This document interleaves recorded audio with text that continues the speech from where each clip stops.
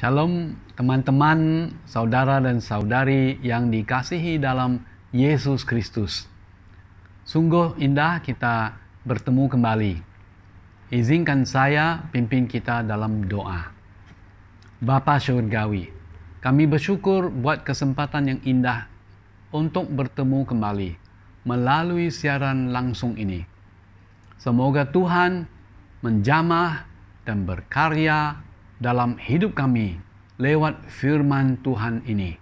Kami berdoa di dalam nama Tuhan Yesus Kristus. Amin. Mari kita bermula dengan nyanyian lagu rohani nomor 63. Lagu nomor 63 dalam buku nyanyian rohani ini, Mulia Sembah Raja Mulia. Mulia sembah Raja mulia bagi Yesus, puji hormat dan kuasa.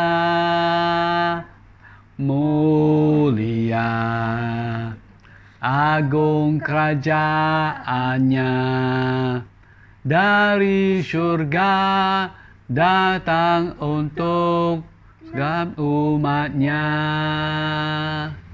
Dipuji, ditinggikan namanya Yesus. Hormatlah, muliakanlah Yesus Raja. Mulia sembah Raja mulia, Dia telah mati, dibangkitkan jadi Raja. Mulia, mulia sembah Raja mulia bagi Yesus, puji hormat dan kuasa. Mulia agung kerajaannya, dari surga datang untuk genap umatnya. Dipuji, ditinggikan namanya Yesus. Hormatlah, muliakanlah Yesus Raja. Mulia sembah Raja mulia, Dia telah mati, dibangkitkan jadi Raja. Amin. Hari ini saya ingin sampaikan firman Tuhan dengan tajuk jangan bertindak terhadap janji Tuhan dengan tangan atau usaha sendiri. Jangan bertindak terhadap janji Tuhan dengan tangan atau usaha sendiri. Berminggu lalu kita telah merenungkan firman Tuhan yang terdapat dalam kitab Mazmur ke-7, di mana firman Tuhan mengajar kita supaya tidak mengambil tindakan atau pembalasan dengan tangan sendiri. Apabila kita menderita, didera, dianiaya, atau difitnah tentang hal yang kita tidak lakukan. Hari ini kita tidak lanjutkan renungan kepada Mazmur 8, melainkan kita akan belajar lebih lanjut tentang tajuk jangan ambil tindakan terhadap janji Tuhan dengan tangan atau usaha sendiri. Saya ingin membawa kita merenungkan firman Tuhan dari satu sudut lagi, di mana kita mungkin menjadi kurang stabil tentang iman terhadap janji Allah kepada kita. Iman kita mulai bergoyah. Mungkin disebabkan kita tunggu terlalu lama untuk janji Allah digenapi. Mungkin disebabkan penderitaan yang dihadapi. Mungkin disebabkan kurang percaya atau kurang beriman. Dan mungkin disebabkan kita berfikir ianya satu hal yang mustahil digenapi. Mari kita sekarang lihat contoh dari Alkitab tentang Abram dan istrinya Sarai. Apakah yang terjadi kepada Abram dan Sarai dalam kisah ini?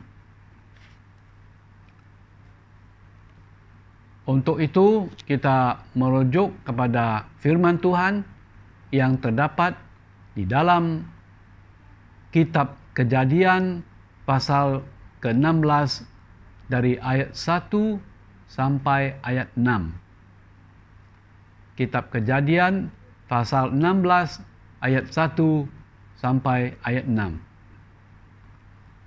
Firman Tuhan berbunyi, bermula dari ayat 1. Adapun Sarai, istri Abram itu, tidak beranak.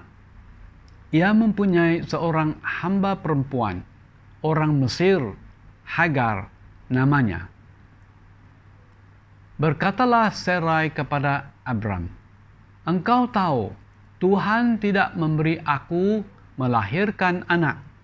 Karena itu, baiklah hampiri hambaku itu.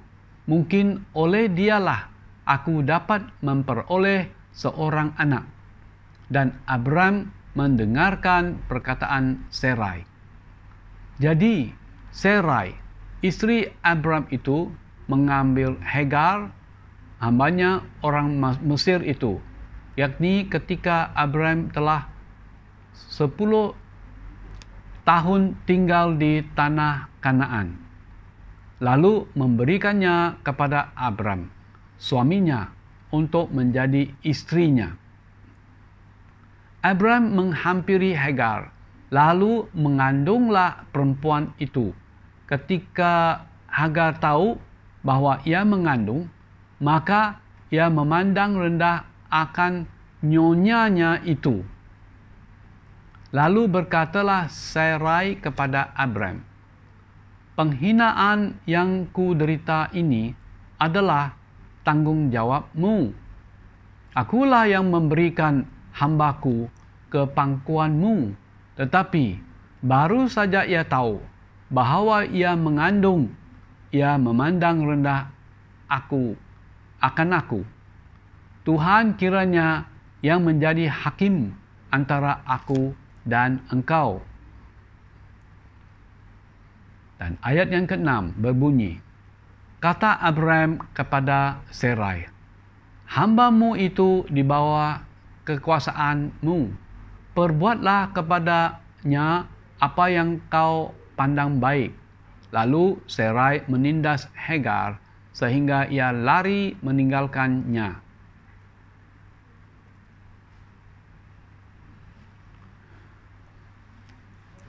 Sebelum pasal yang ke-16 ini, sebelum Kejadian pasal yang ke-16, apakah janji Allah kepada Abram?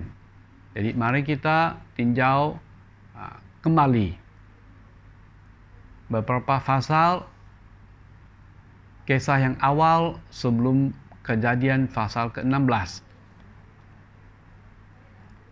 Kita belajar, Allah telah membuat satu janji kepada Abram yang melampaui imajinasinya, seperti tidak masuk akal buat dia. Abram dan Sarai belum ada anak.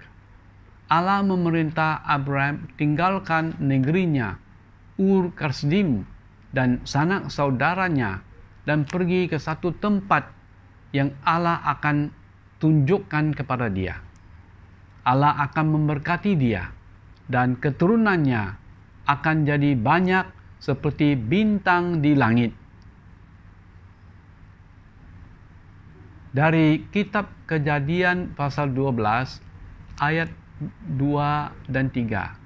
Firman Tuhan berbunyi, "Berfirmanlah Tuhan kepada Abram, pergilah dari negerimu dan dari sanak saudaramu dan dari rumah bapamu ini ke negeri yang akan kutunjukkan kepadamu. Dan aku membuat engkau menjadi bangsa yang besar dan memberkati engkau serta membuat namamu masyhur, dan engkau akan menjadi berkat. Aku akan memberkati orang-orang yang memberkati engkau dan mengutuk orang-orang yang mengutuk engkau. Dan olehmu semua kaum di muka bumi akan mendapat berkat." Seterusnya, kitab Kejadian pasal 15 ayat 2 dan 3. Abram menjawab, "Ya Tuhan Allah, apakah yang akan engkau berikan kepadaku? Karena aku akan meninggal dengan tidak mempunyai anak, dan yang akan mewarisi rumahku ialah Eliezer orang Damsyik itu." Lagi kata Abram, "Engkau tidak memberikan kepadaku keturunan, sehingga seorang hambaku nanti menjadi ahli warisku." Tetapi datanglah firman Tuhan kepadanya, demikian, "Orang ini tidak akan menjadi ahli warismu, melainkan anak kandunganmu. Dialah yang akan menjadi ahli warismu."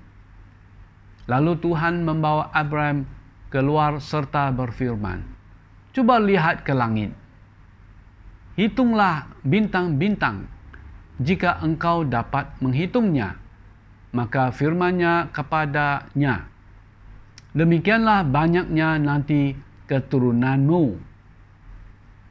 Lalu percayalah Abram kepada Tuhan, maka Tuhan memperhitungkan hal itu kepadanya sebagai kebenaran. Saya ulangi ayat 6. Lalu percayalah Abram kepada Tuhan, maka Tuhan memperhitungkan hal itu kepadanya sebagai kebenaran. Jadi, pada mulanya Abram percaya akan Tuhan. Dia percaya Tuhan telah memberi kepadanya satu janji yang khusus, di mana Tuhan berjanji akan memberi kepada Abram seorang anak ahli waris kepadanya. Dan mari kita melihat kisah seterusnya. Apa yang terjadi dari seorang yang firman Tuhan katakan percaya akan Tuhan, tetapi menimbulkan oleh kerana tindakannya menimbulkan masalah yang dahsyat. Dari petikan firman Tuhan kita lihat Abram dan istrinya Sarai bertindak. Mereka bertindak selepas menunggu dan berharap janji Tuhan digenapi. Buat sekian lama, mereka coba bertindak dan mencari jalan pintas untuk melihat janji Tuhan digenapi. Mereka rasa tidak dapat menunggu lagi karena mereka berdua sudah lanjut umur. Mungkin mereka saling melihat kepada diri sendiri dan fikir tak mungkin melahirkan seorang anak atau seorang pewaris. Mari kita coba bantu diri sendiri untuk menggenapi rencana Allah. Berkatalah Sarai kepada Abram, "Engkau tahu Tuhan tidak memberi aku melahirkan anak. Karena itu, baiklah hampiri hamba-Ku itu. Mungkin oleh dialah aku dapat memperoleh seorang anak. Dan Abram mendengarkan perkataan Sarai. Dalam kitab Kejadian pasal 16 ayat 2. Inilah rencana Sarai. Sarai merencana sama dengan budaya pada zaman itu. Jika seorang istri tidak beranak, dia boleh serahkan hambanya menjadi istri kedua kepada suaminya. Jika hambanya melahirkan seorang anak, seolah-olah juga menjadi anak kepada istri pertama, karena hamba itu adalah milik istri pertama itu juga. Ingatlah, saudara-saudara, walaupun sesuatu keadaan itu diterima dari segi budaya atau betul di sisi undang-undang, tidak menjadinya betul atau berkenan kepada Allah. Sarai adalah salah untuk bertindak menurut cara dari segi budaya. Ianya tidak direstui oleh Tuhan atau diterima oleh Tuhan. Ianya melanggar rencana Allah untuk pernikahan. Dan ingatlah bahwa Allah berjanji akan kurniakan anak kepada dia dan suaminya.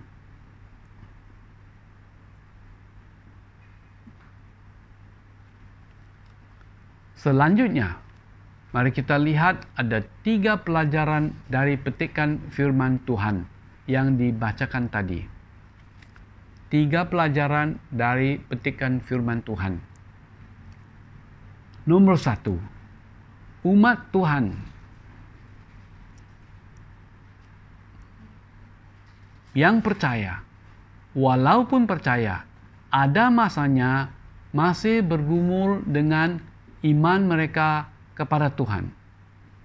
Abram dan Sarai mempunyai iman yang sejati kepada Tuhan, tetapi mereka masih bergumul dalam keadaan di mana janji Tuhan kepada mereka masih belum digenapi, masih ditunggu-tunggukan. Abram dan Sarai memang percaya kepada janji Tuhan dan sungguh ingin melihat janji Tuhan digenapi. Allah telah menyatakan bahwa Abram dan Sarai akan beroleh seorang anak. Akan tetapi, dengan masa yang kian berlalu, mungkin Sarai ragu-ragu. Apakah dia masih sanggup beranak? Juga Abram sudah mencapai umur 85 tahun. Dengan lanjut umur ini, apakah dia sanggup beroleh seorang anak? Saudara, kita percaya kepada Tuhan tentang janjinya kepada kita. Kita sungguh-sungguh harap bahwa janji Tuhan akan digenapi. Akan tetapi, apabila Tuhan seolah-olah seperti lambat memenuhi responnya dan keadaan sekitar menyekat janji itu digenapi, kita mungkin mulai bergumul dengan janjinya. Musuh kita rindu melabur benih ragu-ragu apabila janji Tuhan lambat digenapi. Kalau kita tidak menjaga perasaan, emosi, kita mungkin terperangkap dengan emosi ketidakpuasan dan kekhawatiran. Jadi, apakah yang kita boleh lakukan? Kita belajar dari kesilapan Abram dan Sarai. Mereka berdua bertindak dengan tangan atau usaha mereka sendiri. Di sini kita bukan bermaksud kita adalah lebih baik atau lebih hebat daripada mereka. Si Abraham adalah bapa kepada semua orang yang beriman kepada Tuhan, dan kita boleh belajar banyak pelajaran dari dia. Tetapi dia tidak sempurna. Kita juga ada kelemahan dan kesilapan dalam diri kita sendiri. Nomor 2, orang yang percaya kepada Tuhan kadang-kadang bertindak menurut daging. Abraham dan Sarai dalam peristiwa ini bertindak menurut daging. Ingatlah di dalam Galatia, Rasul Paulus mendorong orang yang percaya hidup menurut iman atau menurut roh dan bukan dikawal menurut daging.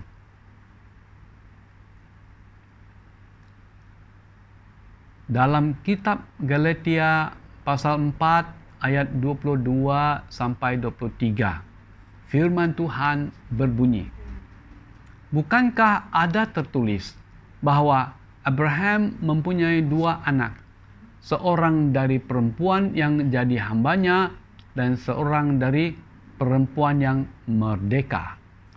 Tetapi anak dari perempuan yang menjadi hambanya itu diperanakkan menurut daging, dan anak dari perempuan yang merdeka itu oleh karena janji. Anak Hagar diperanakkan menurut daging."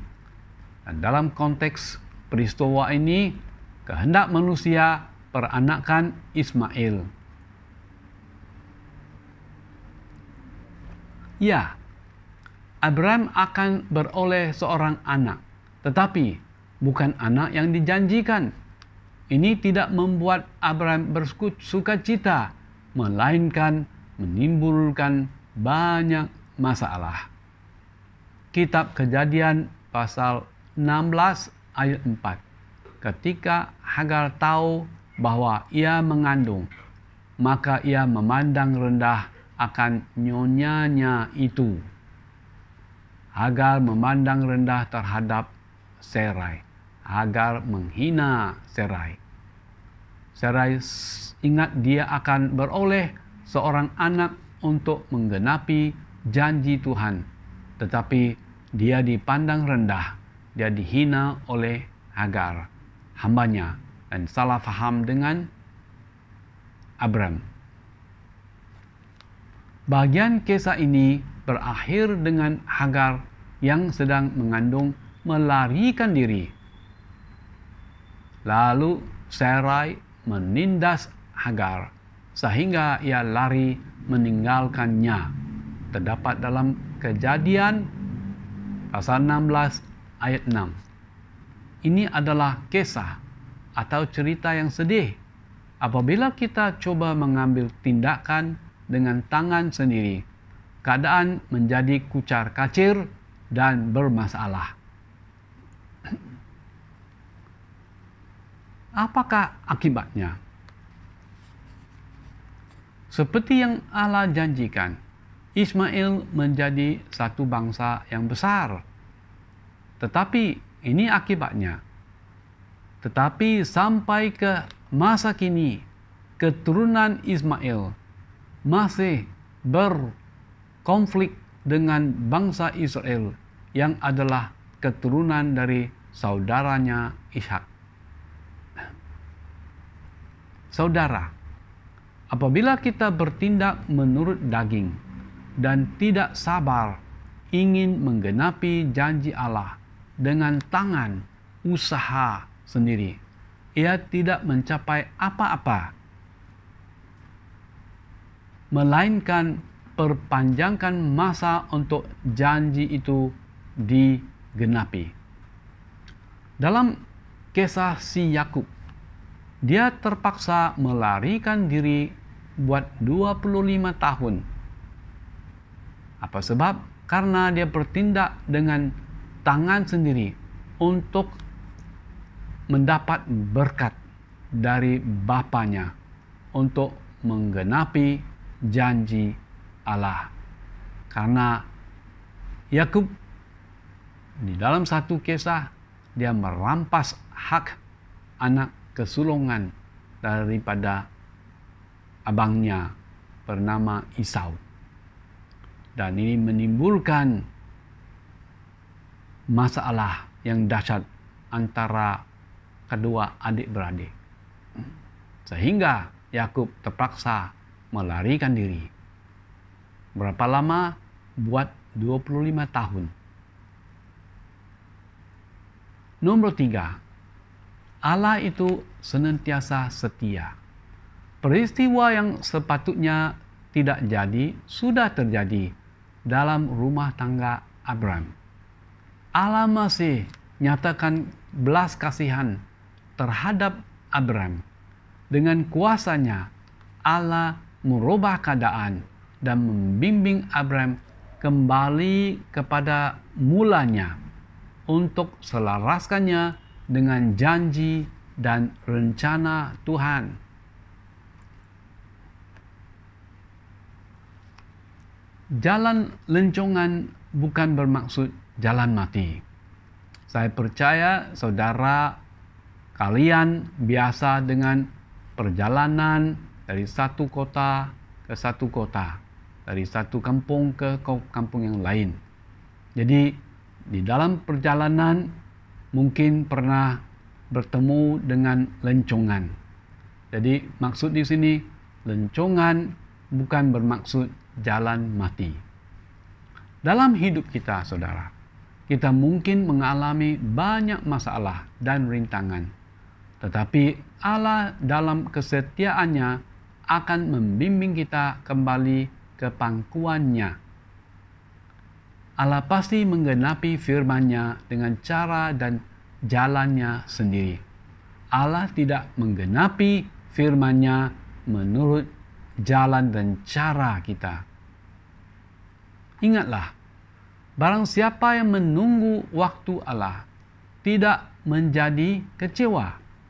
Akhirnya Abraham dan Sarai beroleh anak janjinya, yaitu Ishak. Nama-nama mereka dirubah dari Abraham menjadi Abraham. Dari Sarai dirubah menjadi Serah. Abraham bermaksud bapa kepada bangsa-bangsa. Dan Sarah juga bermaksud putri atau ibu kepada bangsa-bangsa. Abraham waktu itu berumur 100 tahun. Manakala Sarah berumur 90 tahun. Tepat pada masa itu, janji Tuhan kepada mereka digenapi. Untuk mengakhiri, ingatlah, masa yang ditunggu-tunggu adalah ujian untuk kesabaran kita, terbuka kepada Allah berkarya di dalam hidup kita. Apabila Allah memberi kita sesuatu janji yang khusus, pertama-tama Allah melalui rohnya berkarya di dalam roh kita, di dalam hati kita, supaya persiapkan kita, hati kita siap sedia untuk menerima janji Tuhan. Apabila Tuhan sudah berkarya di dalam hati kita, di dalam batin kita, kemudian Tuhan berkarya di suasana sekitar kita, di luar, untuk menggenapi firman-Nya. Semua ini perlukan waktu untuk menunggu waktu yang sesuai, yang tepat, supaya janji Tuhan digenapi. Nomor 2. Apabila kita coba mengambil alih tempat Allah dan gunakan tangan atau usaha sendiri untuk menggenapi janji Allah, pasti ada masalah yang timbul.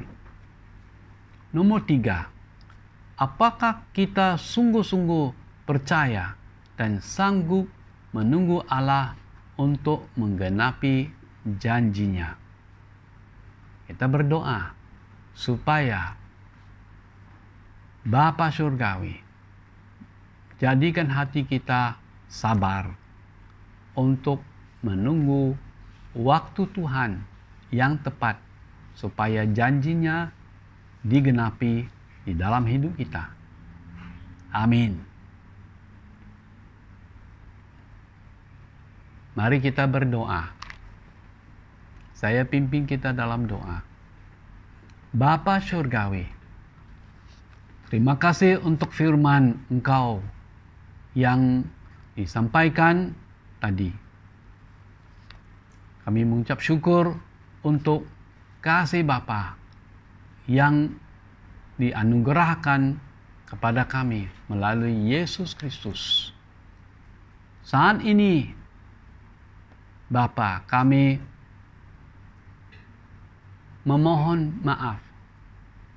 Di dalam hidup kami, ada waktunya, ada keadaannya di mana kami kurang sabar.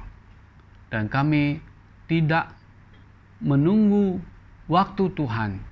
Sehingga kami telah bertindak dengan tangan sendiri, usaha sendiri, untuk melihat janji Tuhan digenapi. Kami mohon maaf, kami mohon Bapa, ampunilah dosa kami. Daripada tindakan usaha sendiri, masalah yang timbul. Dan kami mohon sekarang Bapa, karena belas kasihan dari Bapa, bimbinglah kami, bawa kami kembali kepada jalan Tuhan, kembali kepada rencana Tuhan, supaya janji Tuhan kepada kami dipulihkan dan digenapi sesuai menurut waktu Tuhan yang tepat. Jadilah hati kami sabar menunggu, karena Allah Bapa kami di surga adalah setia. Engkau tidak mungkir janji. Terima kasih Tuhan. Di dalam nama Tuhan Yesus kami berdoa. Amin. Mari kita sekarang berkongsi tentang pengumuman. 1. Pengumuman yang pertama. 1. Kita dorong semua anggota keluarga berkumpul dan mulakan sembahyang dan mezbah keluarga. Biarlah orang yang sudah jadi Kristen pimpin sembahyang dan mezbah keluarga. Jika Anda ada pertanyaan dan masalah, bolehlah hubungi pastor. Nomor 2. Jika di rumah Anda ada TV box, sila subscribe kepada Pastor Betty atau Pastor Michael YouTube channel. Sambung ke TV di rumah dan sama-sama saksikan dan menonton khotbah hari Minggu. Dorong semua orang kumpul bersama-sama, duduk di ruang tamu, menonton program dalam TV. Nomor 3. Jika keluarga Anda ada anak kecil, Anda boleh saksikan dan menonton Superbook Malaysia Channel. Kita dorong orang dewasa dalam keluarga duduk bersama-sama dengan anak kecil. Nomor 4. Kita dorong saudara dan saudari, termasuk pemimpin gereja dan pemimpin kelompok sel, turut serta dalam persekutuan doa pada hari Rabu pada jam 7:30 malam guna pakai Google Meet. Kita dorong setiap pribadi untuk menjadi anggota dalam kelompok sel, termasuk pemuda-pemudi.